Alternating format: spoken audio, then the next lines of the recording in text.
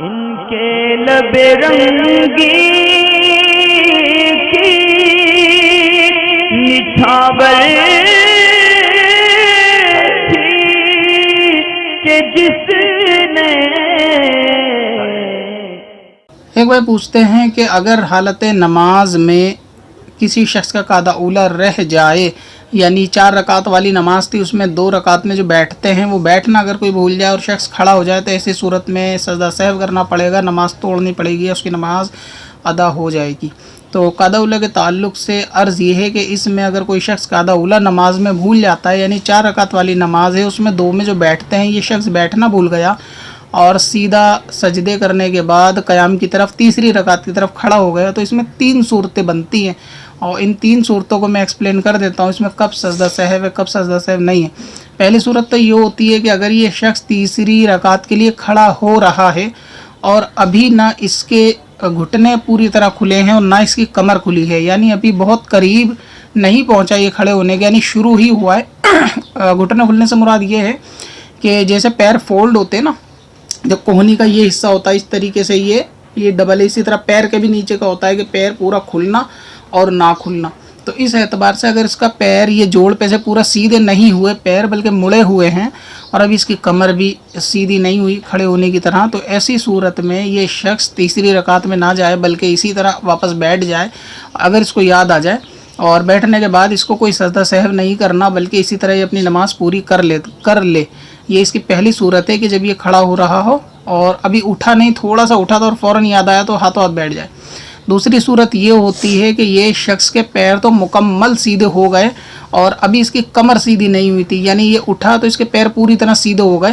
جو گھٹنوں کا جوڑ ہوتا ہے وہ پورا سیدھا ہو گیا، اور ابھی اس نے کمر پوری اٹھائی نہیں تھی کہ اس کو، یعنی رکوع کی سی حالت تھی اور اس کو یاد آ گیا کہ مجھے بیٹھنا تھا، تیسری رکعت یہ ہے اور مجھے قاعدہ اولیٰ کرنا تھا، تو ایسی صورت میں بھی یہ شخص بیٹھ جائے، مگر اب اس کو سجدہ سہو کرنا ہے آخر میں نماز پورا ہونے کے بعد، یعنی جب یہ دوسری صورت ہے کہ جب اس کے پیر کھل گئے اور کمر پوری نہ کھلی ہو۔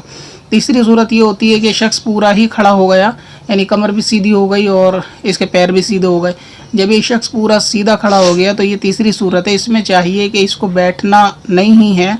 بلکہ آخر میں نماز پوری کر کے سجدہ سہو کرنا ہے اور نماز توڑنی نہیں ہے۔ بعض لوگوں کو یہ، جیسا آپ نے سوال میں پوچھا، وسوسہ رہتا ہے کہ مجھے بیٹھنا تھا، کیا کروں، نیت توڑ کے دوبارہ نماز پڑھنا شروع کر دیتے ہیں، تو یہ غلط ہے۔ اگر تیسری صورت ہو چکی ہے، یعنی یہ شخص قاعدہ اولیٰ کرنا بھول گیا اور یہ سیدھا کھڑا ہو گیا، کھڑا ہونے کے بعد اس نے اپنی نماز مکمل کر لی اور آخر میں سجدہ سہو کر لیا، تو بھی کوئی درست نہیں ہے۔ اور اس میں لوگ دراصل یہ سمجھتے ہیں بہت سارے لوگ کہ نماز میں ہر غلطی کے لیے سجدہ سہو ہے، ہر غلطی کے لیے سجدہ سہو ہے، یہ تصور لوگوں نے رکھ رکھا ہے کہ کوئی بھی غلطی ہو جائے وہ اس میں سجدہ سہو کرنا پڑتا، تو ایسا نہیں ہے، بلکہ جو نماز کے واجبات ہیں صرف ان کے ترک پہ سجدہ سہو ہوگا، کیونکہ قاعدہ اولیٰ نماز کے واجب میں سے ہے، تو اس لیے اس کے چھوڑنے پر اگر کسی نے بھول سے کسی سے چھوٹ گیا تو ایسی صورت میں اس میں سجدہ سہو کرنا پڑے گا اور اس کی نماز جو ہے وہ درست ہو جائے گی۔ اس کی تینوں صورتیں میں نے بتا دی۔ اب آپ کے ساتھ کیا صورت پیش آئی ہے وہ آپ دیکھ لیں کہ آپ نے کھڑے ہونے کے بعد بیٹھے تھے یا نہیں بیٹھے تھے۔ ہاں، اگر یہ تیسری رکعت میں مکمل کھڑا ہوا ہی نہیں تھا اور یہ ہاتھ بیٹھ گیا اور اس نے ایسی ہی نماز پوری کری، سجدہ سہو بھی نہیں کرا، تو اس میں بھی کوئی حرج نہیں ہے، اس کی نماز اس صورت میں ہو جائے گی جبکہ ابھی پوری طرح کھڑا نہیں ہوا اور اس کو راستے میں یاد آ گیا۔ پتھر میں حسن لالے پرنوار بنا